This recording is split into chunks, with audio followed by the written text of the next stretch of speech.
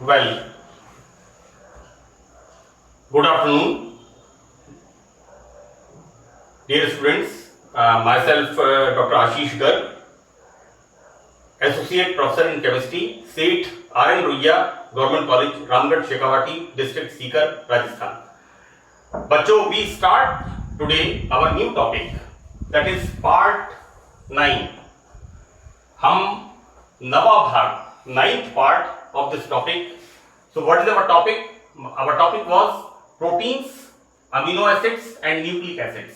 मैंने इस यूनिट में फर्स्ट 3 पार्ट्स न्यूक्लिक एसिड्स के बनाए हैं और उसके बाद हमने स्टार्ट किया था अमीनो एसिड्स एंड प्रोटीन्स.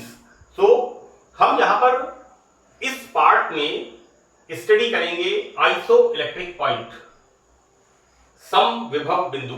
तो सबसे पहली बात तो what is isoelectric point. बच्चों, होता यह है कि अमीनो एसिड्स, जैसा मैंने आपको बताया,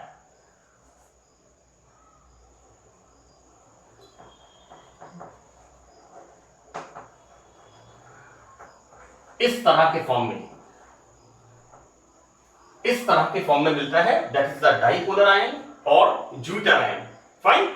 तो होता यह है कि जब हम अमीनो एसिड का सॉल्यूशन लेते हैं और उसमें हम इलेक्ट्रोलाइसिस करते हैं, तो ये जो अमीनो एसिड होता है ये एक पॉइंट पर ना तो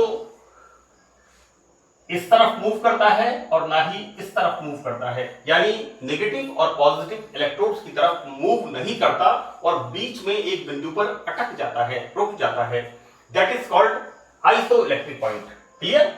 मैं एक बार आपको फिर बता दूं, हम अमीनो एसिड का फॉर्मूला क्या पढ़ते हैं इस तरह से. So this is our amino acid. लेकिन अमीनो एसिड में होता क्या है, दिस शिफ्टेड हियर. तो यहां पर क्या बन जाता है, यहां पर बन जाता है इस तरह का, इस तरह का डाइपोलर आयन. और ये जो डाइपोलर आयन होता है ये एक इलेक्ट्रोलाइसिस करने पर, विद्युत अपघटन करने पर ये एक बिंदु पर अटक जाता है और वो बिंदु कहलाता है समविभव बिंदु. तो बच्चों, we start today and this is again as zwitter ion. This is very very important. This topic is most important for the examinations. मैं आपको एक बात बता दूं कि अभी तक मैंने इस यूनिट में फर्स्ट पार्ट से लेकर के और 8th पार्ट तक जितने भी पार्ट मैंने अपलोड किए हैं उन सब के अंदर, चाहे वो सिंथेसिस हो, चाहे वो पेप्टाइड सिंथेसिस हो, या जिस भी तरह के इसमें है, वो सब के सब इसके अंदर यहां पर वो जितने भी टॉपिक्स हैं वो परीक्षा के अंदर पूछे हुए हैं. तो यहां पर we start today now, that is isoelectric point और समविभव बिंदु. तो बच्चों, होता यह है कि विलयन की वह हाइड्रोजन आयन सांद्रता जिस पर कोई अमीनो एसिड विद्युत क्षेत्र में इलेक्ट्रोडों की ओर गमन नहीं करता है, अर्थात विद्युत क्षेत्र से अप्रभावित रहता है, समविभव बिंदु कहलाता है, आइसो इलेक्ट्रिक पॉइंट कहलाता है. यानी यहां पर वो सांद्रता, यानी ये जो हमारे पास ये बनता है, यहां पर लिखा है हाइड्रोजन आयन सांद्रता, यानी वो कंसंट्रेशन जिस पर कि अमीनो एसिड किसी भी इलेक्ट्रोड की तरफ मूव नहीं करता, वो कहलाता है आइसो इलेक्ट्रिक पॉइंट. राइट? अब हम क्या करते हैं, यहां पर ग्लाइसिन को बेस से टाइट्रेट करने पर एक ग्राफ मिलता है इस तरह का. तो बच्चों, ये तो है यहां पर पीएच, और ये यहां पर हम इसके अंदर हम देखते हैं कि किस तरह से मूव करते हैं यहां पर. तो होता यह है कि यहां से जैसे जैसे हम पीएच बढ़ाते हैं तो हम क्या देखते हैं, this is Ka is what, this is pH 7. pH 7 is the neutral and less than 7 is acidic and more than 7 is basic. Right? हम यहां पर देखते क्या है, एक पॉइंट है pKa, so that is 2.34. Right? तो यहां पर इस तरह का स्ट्रक्चर होता है, जबकि दूसरा पॉइंट हमारा है, यहां पर एक पॉइंट है, थर्ड पॉइंट है, यहां पर होता है पीएच इतना, that is pKb, that is dissociation constant of weak base.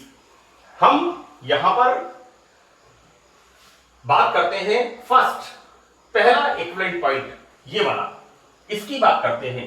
हम क्या देखते हैं कि यहां पर अमीनो एसिड इस फॉर्म में होता है। तो देखो बच्चों, मैंने आपको बताया है इस तरह का स्ट्रक्चर कि this is our amino acids. अब यहां पर फर्स्ट पॉइंट पर पीएच क्या होता है, दैट इज 2.34। तो obviously like this, because acidic. यहां पर क्या होगा, जो डाइपोलर आयन होगा, क्योंकि इसके नीचे यहां पर इस पोजीशन पर यहां पर क्या होगा, ये H प्लस आयन कंसेंट्रेशन ज्यादा होगी। तो यहां पर इस तरह से हम स्ट्रक्चर को लिखेंगे। तो this is our structure first at equivalent point first, and the value of pK is 2.34। Fine. हम जब इसमें बेस मिलाते हैं, तो बेस मिलाते हैं तो क्या होता है, यहां पर pH बढ़ना शुरू होती है, और एक पोजीशन क्या आती है कि जब ये H प्लस इससे रिएक्ट करता है, right, and formation of this type of ion, that is part second. ये कहां पर होता है, यहां पर, इस जगह पर। यानी इस जगह पर हम कह सकते हैं कि एसिड और बेस कंसंट्रेशन बराबर होती है। तो इस तरह से यहां पर सेकंड पॉइंट पर ज्यूटर आयन बनता है। इस ज्यूटर आयन का मैंने आपको यहां पर इस जगह पर कि ये जो ज्यूटर आयन है, ये जो ज्यूटर आयन है, ये विद्युत क्षेत्र में इलेक्ट्रोलाइसिस करने पर किसी भी इलेक्ट्रोड की तरफ मूव नहीं करता, क्योंकि ये डाइपोलर होता है। कैथोड इसको अपनी तरफ अट्रैक्ट करता है और एनोड इसको अपनी तरफ अट्रैक्ट करता है।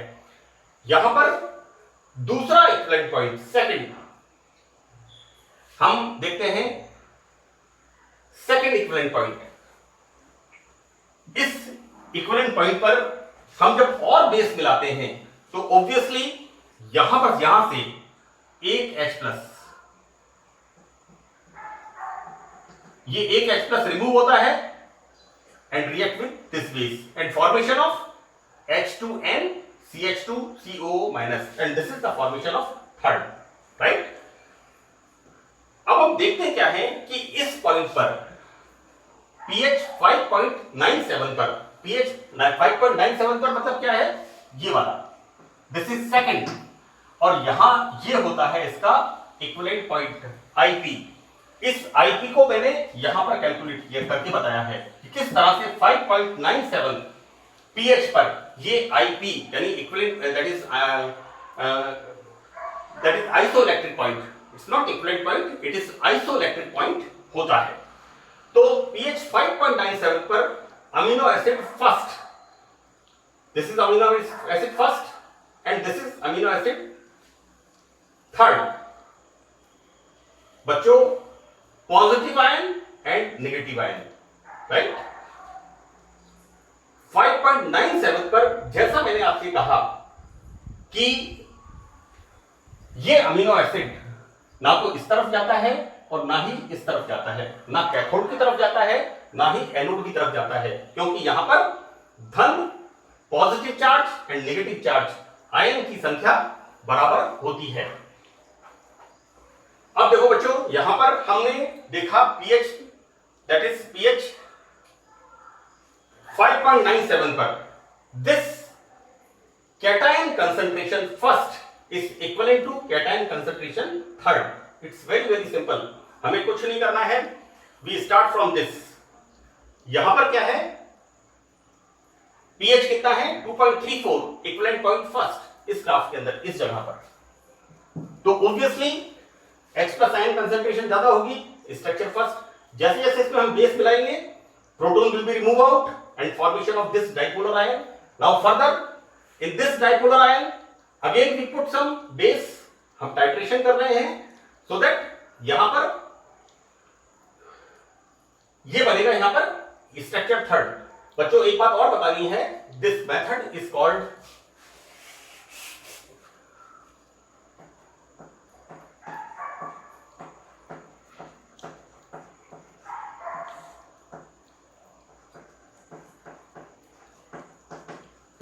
Sorensen's method of glycine estimation, right? This is Sorensen's method of glycine estimation. Now, so that what we seen कि यहाँ पर इस जगह पर first cation and third anion की कंसंट्रेशन बराबर होती है और इस जगह पर इसका फॉर्मेशन होता है. सो दैट अब हम देखते हैं कि एक अमीनो एसिड जिसमें एक एमिनो और एक कार्बोक्सिलिक अम्ल होता है. Obviously amino acid, as the name indicates, it's having one NH2 group and one carboxylic group. तो इसका जब अपघटन होता है, राइट, लाइसिस होता है, so that what's going on? So this is our structure first. इसका अपघटन किस तरह से होगा? इस तरह से. And the formation of this, right? And this structure second convert in the structure third. Yes, this is this second will be convert in the structure third. तो हम इसको लिखते कैसे हैं? K1 में क्या लिखते हैं? इसके लिए किस तरह से लिखते हैं इसको हम? this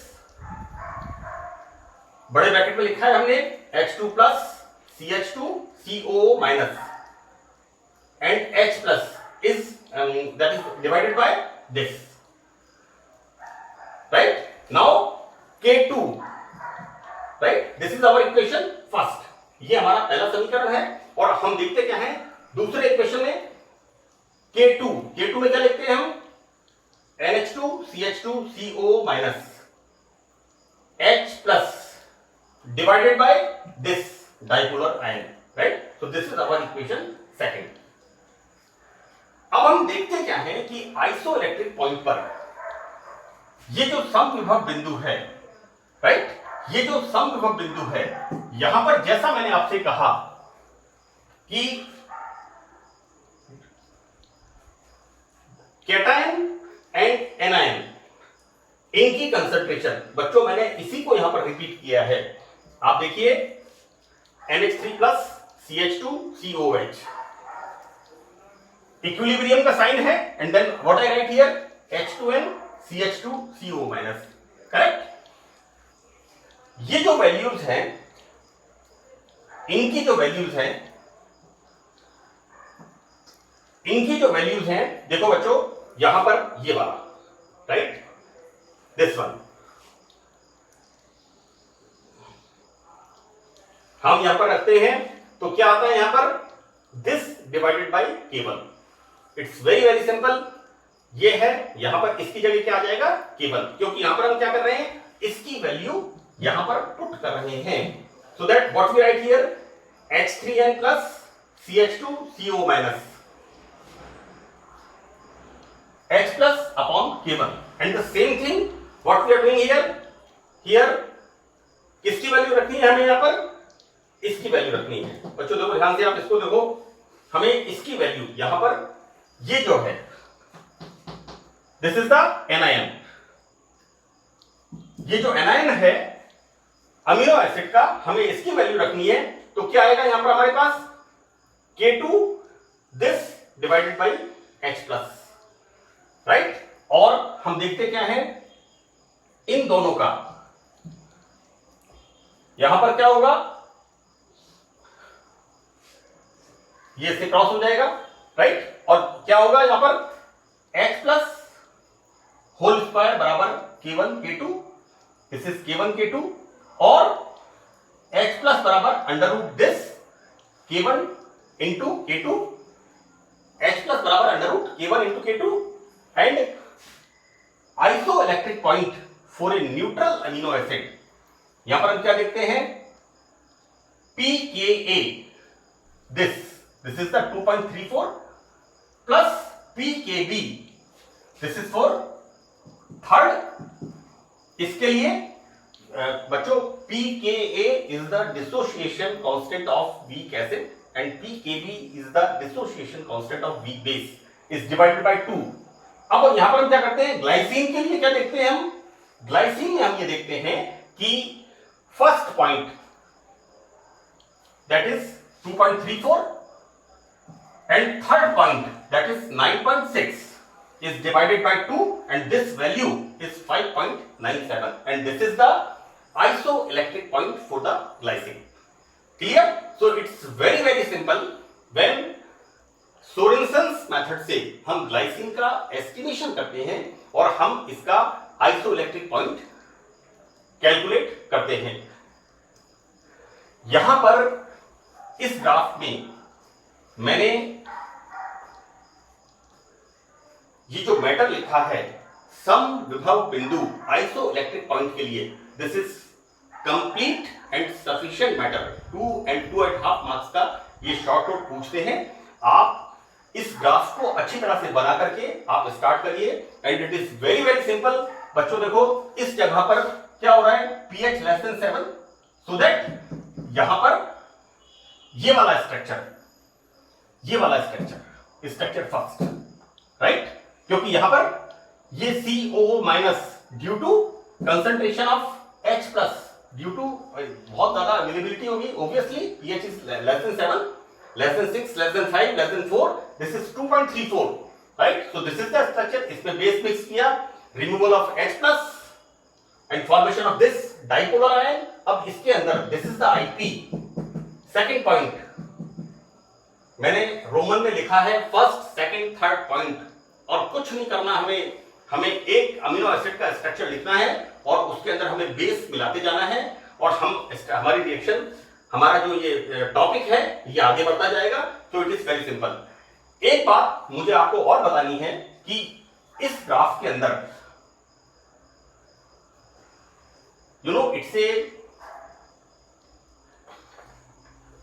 इट्स नॉट ए मैंने स्केल के हिसाब से इसे नहीं बनाया है, लेकिन मैंने ये कोशिश की है कि यहां पर 2 है तो दिस इज अप्रोक्सीमेट 2.34 इस जगह पर यहां पर 6 है, this is the 6, this is 5.97, right, और यहां पर 9.6। तो आप थोड़ा सा एक सिस्टमैटिक तरीके से इस ग्राफ को बनाएं and this is the titration curve of glycine. So that's all about the isoelectric point. Thank you.